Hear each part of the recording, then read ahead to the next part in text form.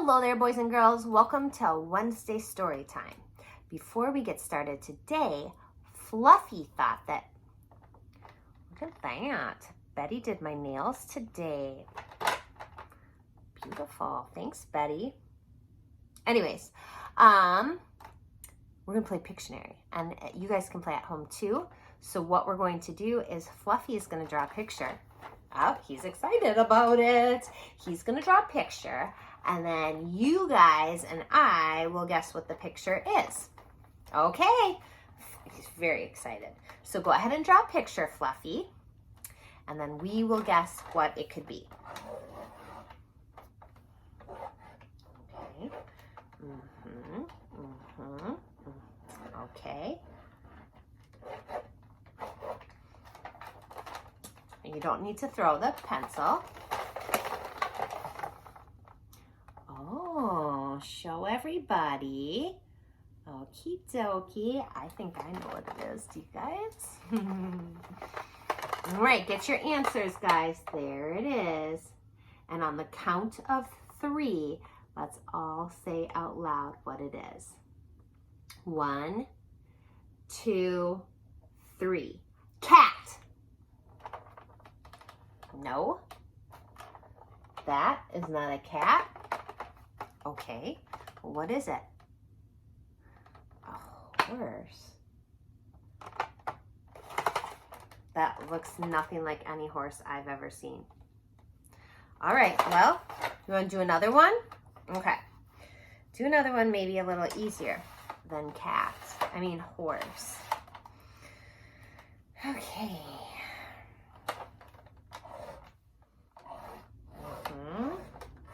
Okay. Oh, you guys, I think I know what this is. It's going to be pretty easy. I bet you guys will know too.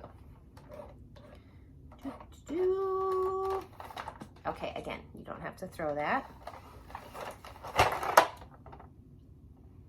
Oh, easy peasy. Okay, ready? On the count of 3. 1, 2, 3. House. No. Okay, well, let's look at it again. That's not a house. Target. I've been to Target many a time, and it doesn't look like that. Target is like long, there's no chimney. Okay, let's do one more. Deal? Okay. Now, come on, give us one that we can actually guess correctly, okay? Oh, you guys. Now, I know I've said it before, but I think we're gonna get this one.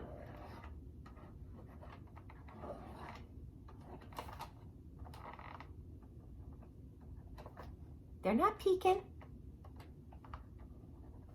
They're not peeking. Done? Oh, okay. Done? Okay. All right. What's it gonna be? What's it gonna be? You guys know what that is?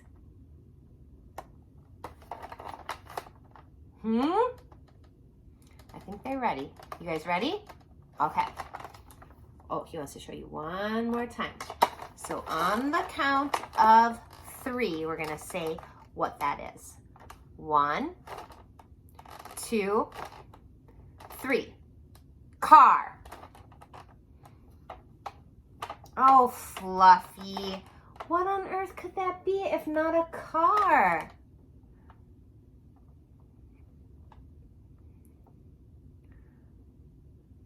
Okay.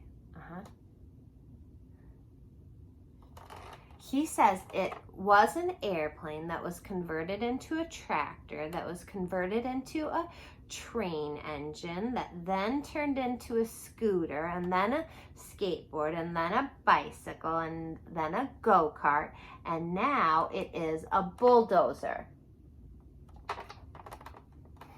Fluffy. I think next time either me or our friends will do the drawing and you can do the guessing. Okay? All right. But let's give Fluffy a round of applause. Yay! Good effort. And let's read some books. All right. Let me get situated. First up, we've got Maisey and the Pirates. One day, Captain Cod-Eye found an old treasure map. Aha, he said, X marks the spot where the sunken treasure is. He told the pirate crew on the good ship Barnacle, it's a pirate's job to find hidden treasure. We're setting sail for X marks the spot.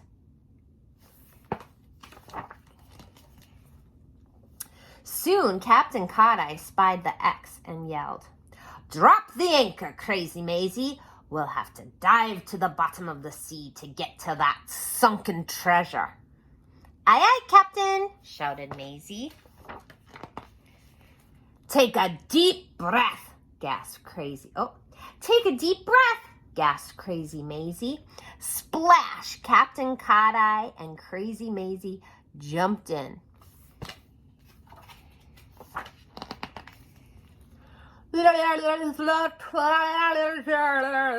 Gurgled Crazy Maisey. Fill your boots, bubbled Captain Cod-Eye. Now little headed back up.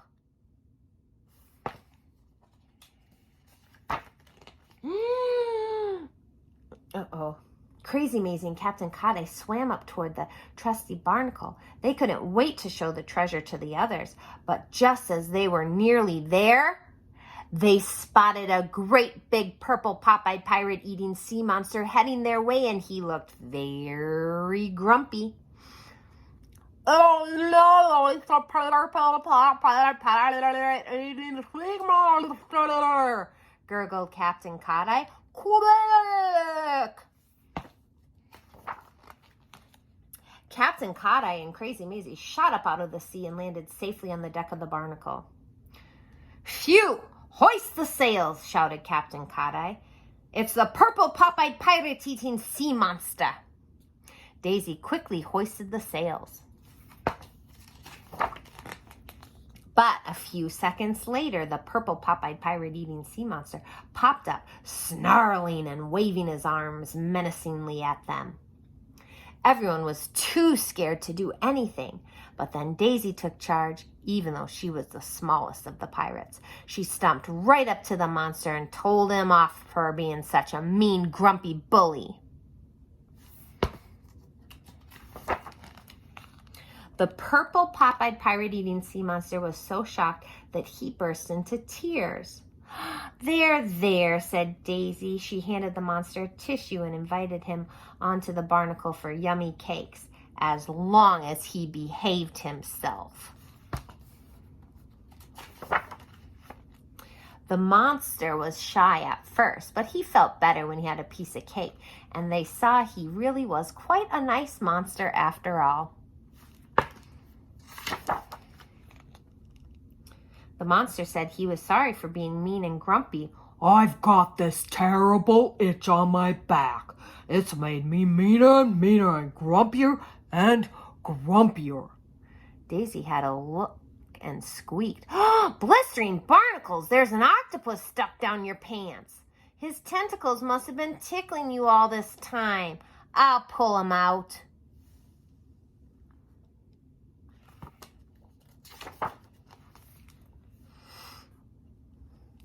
Ah!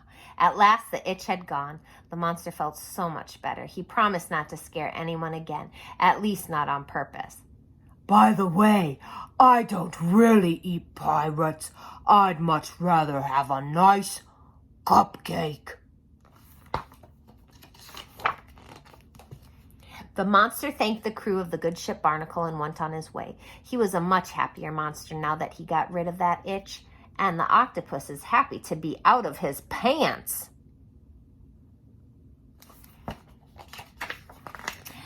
The end.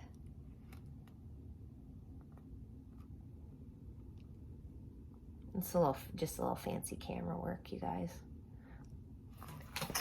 All right, next we have a Kindle book, Mr. Bump.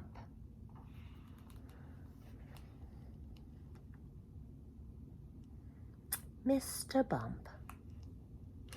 This is the sad story of Mr. Bump. The trouble was that Mr. Bump just could not help having little accidents. If there was something for Mr. Bump to bump into, he'd bump into it all right. For instance, if you were to see Mr. Bump out walking down a street in your town, and if there happened to be something to bump into down that street, then you know what would happen, don't you? Bump! Mr. Bump was just the same at home.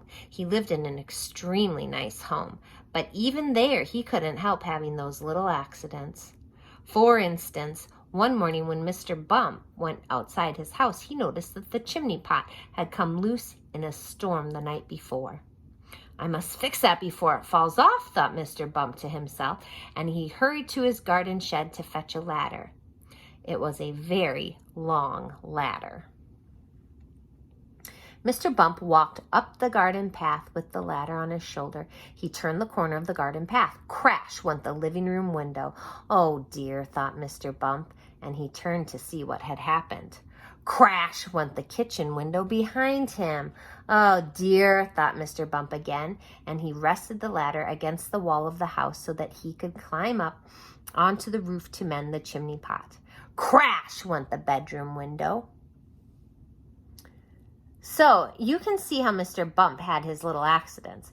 Mr. Bump had had many jobs, but somehow they never seemed to last very long. As soon as anything got lost or broken or splintered or chipped or snapped or cracked or torn or burst or wrenched or crunched or split or slit, Mr. Bump got the blame. For instance, when Mr. Bump worked on a farm, he tripped over the farm dog and spilt the milk which he was carrying for the farmer's wife and which the farm cat lapped up. For instance, when Mr. Bump was a postman, he got his hand stuck in a mailbox and they had to fetch the fire brigade to come and set him free. To get that reflection off. For instance, when Mr. Bump was a bus conductor, he fell off the bus and couldn't catch up with again, and all the passengers traveled without having to pay. For instance, when Mr. Bump was a carpenter, he found that when he was hammering nails, he hammered his thumb most of the time and the nail hardly at all. In order to recover from these series of rather unfortunate happenings, Mr. Bump decided to take a holiday. There, he could think about what sort of job he could do where he wouldn't be such a nuisance to everybody. So off he set to the station to catch a train to the seaside. While Mr. Bump was on holiday, several things happened. For instance, he fell off a boat into the sea and a lifeboat had to come and rescue him. For instance, one day when he was quietly walking along the beach minding his own business, he got his foot stuck in a bucket, and as he couldn't get it off, he had to walk around with it on his foot for hours. For instance, another time he was walking along the beach, he walked straight into a large hole that somebody had dug, and he had to stay there all night because he couldn't climb out on his own. However, despite all these little accidents, Mr. Bump enjoyed his holiday, and while he was there, he had a splendid idea about what sort of job he should do. It was quite the best idea Mr. Bump had ever had, an absolutely splendid idea. And now Mr. Bump works happily for Mr. Barley the farmer. Mr. Barley has a rather large apple orchard on his farm, and that's where Mr. Bump works. Mr. Bump's job is picking apples, but he doesn't use a ladder to climb up the tree to pick the apples like other apple pickers. Oh no, Mr. Bump has a much better way of picking apples than that. He just walks about, and before long, Mr. Bump, being Mr. Bump, walks into a tree. Bump. and down falls an apple, and Mr. Bump catches it. This makes the job of apple picking much easier, and Mr. Bump is very pleased about his new job, and Mr. Barley is very pleased about his new apple picker. So, you see, the story of Mr. Bump isn't such a sad story after all, and if you ever bump yourself, you know what to do, don't you? Go and eat an apple picked by Mr. Bump, and then you won't feel your bump at all. You'll remember that the next time you have a bump, won't you? Good. The end. Lastly, we've got 5 little kittens.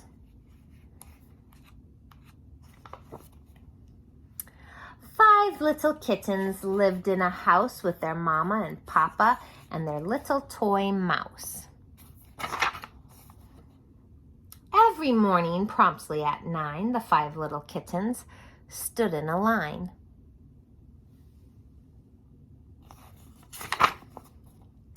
Then Mama Cat bathed them one by one, licking each kitten with her rough pink tongue. For breakfast, she gave them cream in a dish with a little hot porridge and a bite of fish. The kittens fed their little toy mouse a bowl of toy porridge in his little toy house.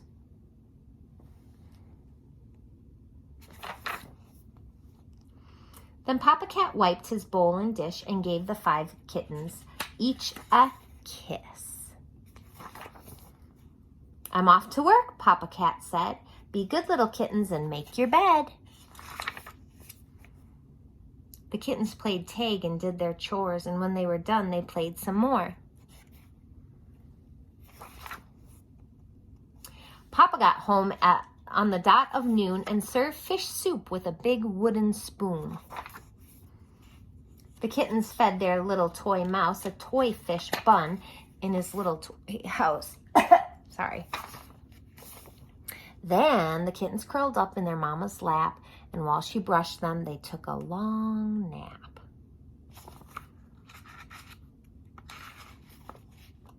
At the tail end of day, when supper was done, Mama bathed those kittens one by one. The kittens said goodnight to their little toy mouse and tucked him into bed in his little toy house.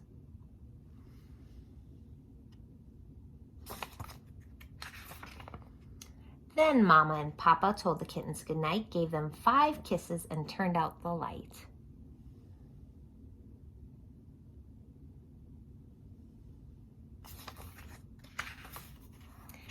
The end. All right, boys and girls. I will see you tomorrow. Good night, or good morning if you're watching this in the morning, or good afternoon if you're watching the afternoon, or good evening, you know, whatever. Fill in the blank. Love you. Mwah.